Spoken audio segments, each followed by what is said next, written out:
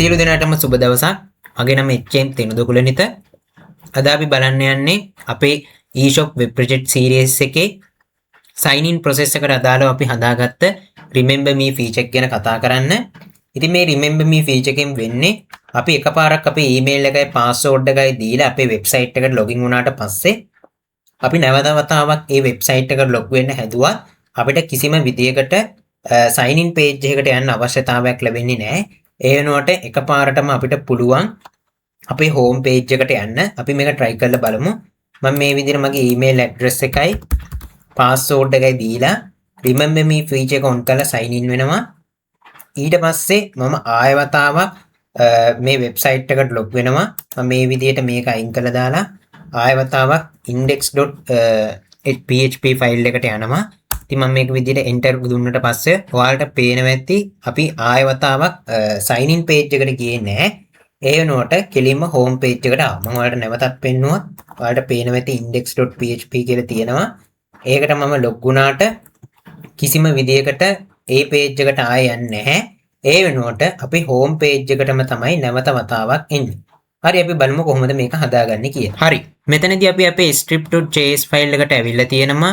මෙතනදී ඔයාලට පේනවා ඇති අපි කලින් කතා කරපු sign in page එකේම අපි මෙතනදී variable එකක් හදාගෙන තියෙනවා remember me කියලා. එතනදී අපි remember me කියන එක මේ විදිහට date එකක් විදිහට අරගෙන ඒක අපේ PHP file එකට යවනවා. ඉතින් එහෙම PHP file එකට අපි යවුවට පස්සේ ඔයාලට බලා ගන්න පුළුවන් අපේ remember me option එක true දැම්මොත් ඒක cookie එකක් විදිහට set වෙන්න කියලා මෙතන හදලා තියෙන ඔයාලට බලා ගන්න පුළුවන්. එහෙම නැත්නම් ඒක cookie එකක් විදිහට set වෙන්නේ නැහැ. ඒකට මෙන්න මේක පාවිච්චි කරලා තියෙනවා. මේ විදිහට cookie එකක් විදිහට set වුණාට පස්සේ අපේ web browser එකේ අපේ website එකේ email එක සහ password එක save කරගෙන ඉඳලා අපි නැවත වතාවක් අපේ website එකට log වෙන්න උත්සාහ කරත් කිසිම විදියකට sign in page එකකට යන්නේ නැහැ.